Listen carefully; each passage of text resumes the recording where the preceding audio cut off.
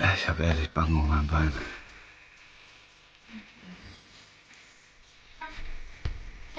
Ich tut, habe ich lieb, ey. Das Gewehr, welches man ehrlich überall hier findet, wird es friedlich oder gewaltsam.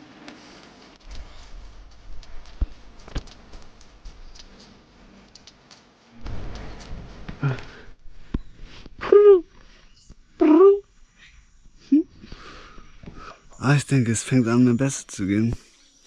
Und gerade freue ich mich sehr, weil ich einmal mehr Besuch bekommen habe von einem kleinen Papagei. Er sitzt sich immer neben meinem Hammock und macht dann. Ich kann es gerade noch nicht, ich muss was trinken. Also, steh erst mal auf. Die Nacht war eine Katastrophe. Ich habe extreme Schmerzen gehabt. Extrem. Und mein Knie ist richtig fett. Aber irgendwie bin ich gerade fröhlich wach geworden. Und das mag daran liegen, dass der kleine coole Dude hier mich einmal mit besuchen kam und geweckt hat. Ehrlich, Papageis sind so wundervolle Tiere.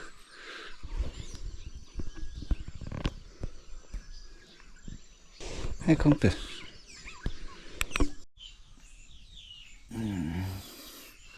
Ich habe ehrlich Bang um mein Bein.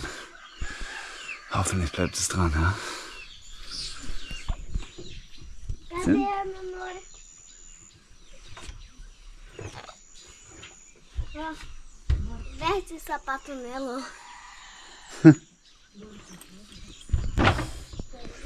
Ja, dich tut, hab ich lieb, ey.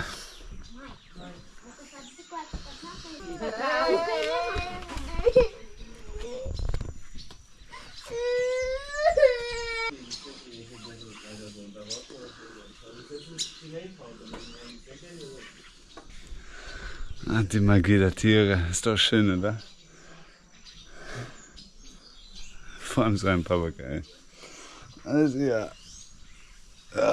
Wie oft überlege ich, was ist eigentlich mein Lieblingstier? Ich glaube, ich weiß am Ende immer wieder. Das ist der Papagei. Nicht dieser und auch kein anderer spezieller, aber es ist immer wieder vom Papagei. Geht für mich einfach was ganz Besonderes und Wunderschönes aus. Naja, also, bis später.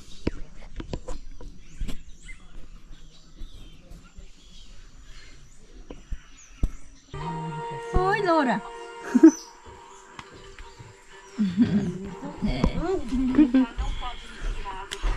Jó? Tu vai lá na roça, na poxa, eu queria ir na roça também. Die gute Ärztin, die mir jetzt mein Bein aufschneiden will. Tempinho lá no meio. Não vai não, é? Gabriel, tio.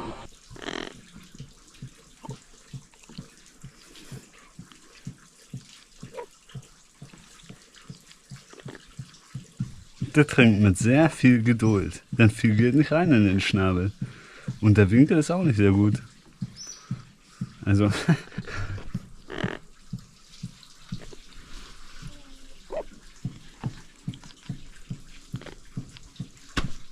Mir geht's nicht viel besser, aber mir geht's besser.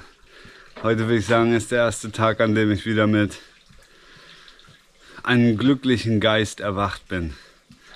Und dann will ich mal die Chance nutzen und euch kurz rumführen an dem Ort, an dem ich mich hier aufhalte. Also, erst einmal mein kleiner cooler Kumpel, der Papagei, der hier gerade am Trinken ist. Euer Amigo. Dann mal ein bisschen größerer cooler Kumpel,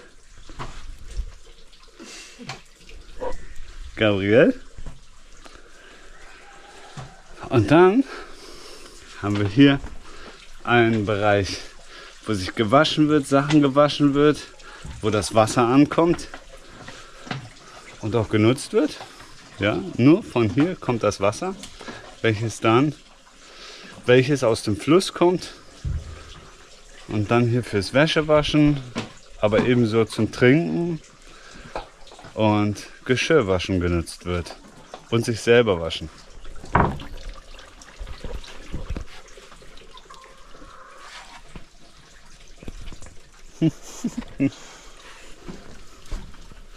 Ne?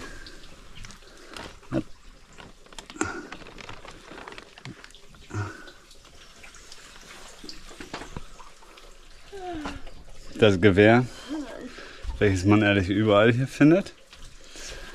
Und überall Hühner und Hunde, die rumlaufen. Zudem, wie man in anderen Videos sehen kann, hat Gabriel schon gezeigt, gibt es weiter durch.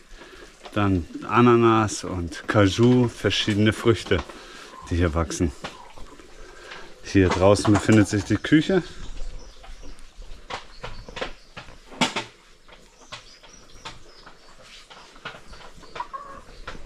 Und selbstverständlich Wäscheleien.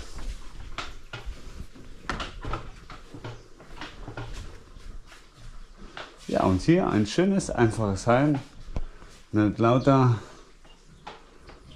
einfacher Lebensmittel, die gehortet werden und vorgekauft werden. Davon gehe ich aus. Wie Kaffee und Reis, Bohnen und Öl. Das Elternschlafzimmer.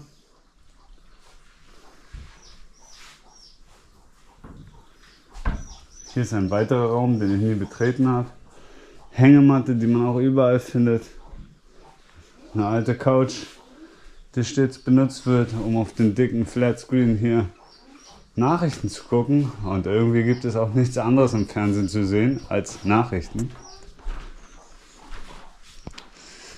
Hier das Kinderschlafzimmer.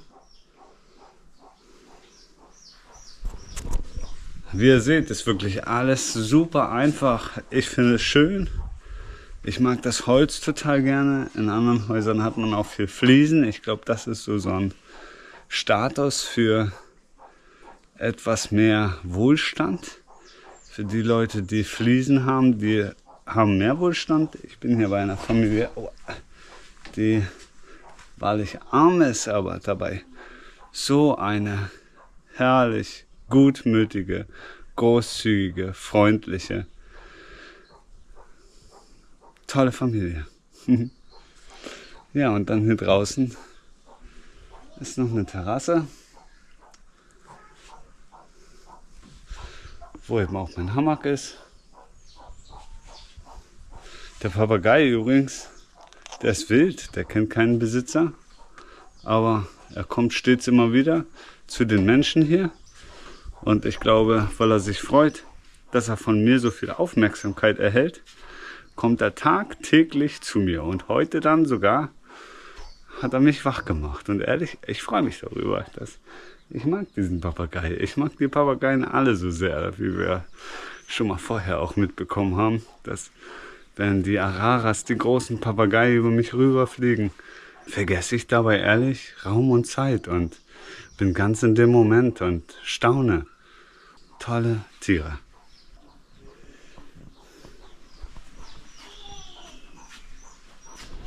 Und das ist der Rio Cachoeirinha. Der Rio Cachoeirinha Branco.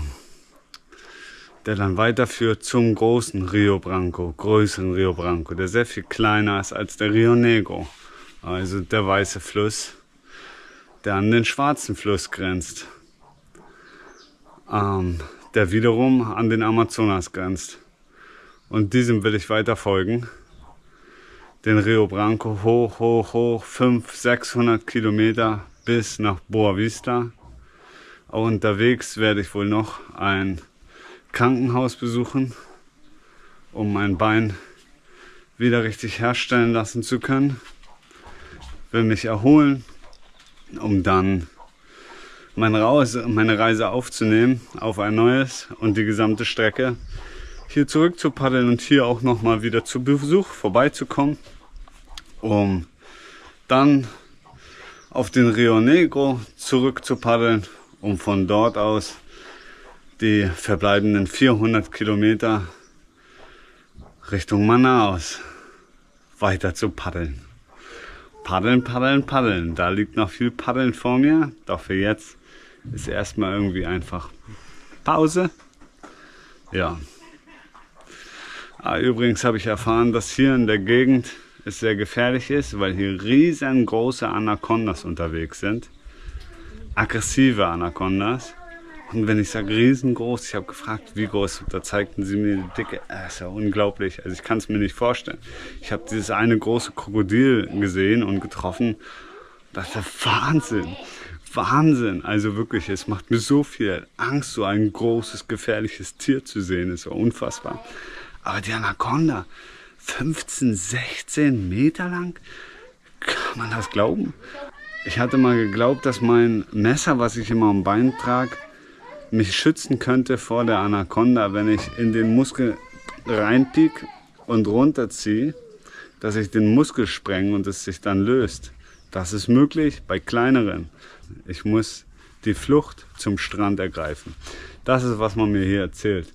Aber ja, erfahrungsgemäß, ob nun der Riesenotter oder das Krokodil oder mit den Delfinen, egal welche Dinge mir erzählt wurden über die Tiere, letztlich mache ich doch ganz neue Erfahrungen, wenn ich ihnen selber begegne und bin hierbei einfach auch gespannt darauf, was ich empfinden werde, wie ich mich fühlen werde und wie ich aus meinem Gefühl heraus reagiere, wenn ich solch ein großes Tier sehe und ihr begegne. Wird es friedlich oder gewaltsam? Ich will sagen, er wird es erfahren, aber muss zugeben, dass wenn ich eine 15 Meter Anaconda treffe und sie aggressiv ist, dann erfährt keiner mehr irgendwas von mir, denke ich. Da bin ich in meinem kleinen Kajak einfach nur ein Snack für dieses Tier. Ich glaube aber ganz fest, dass die Tiere und ich Frieden haben, sofern ich Respekt habe und die Distanz wahre. Ich denke, das ist das Überlebensrezept für jegliche Begegnung mit jeglichen Lebewesen, Mensch oder Tier, ausgenommen der Insekten, für die sind wir Futter. Und das zugegeben ist hier am Rio Branco echt auch eine Katastrophe. Am Tag diese ekelhaften Pius, die ständig Löcher in einen reinfressen. Und in der Nacht sind es viele Mücken. Unangenehm. Unangenehm, harte Zeit, die ich hier gerade durchmache. Aber auch das geht wieder vorbei. Der Schmerz geht wieder vorbei. Mein Bein wird es überleben. Ja. Und die Anaconda werde ich treffen. Und darüber eine tolle Geschichte erzählen. Oder es euch sogar zeigen. In diesem Sinne. Alles Gute und bis später.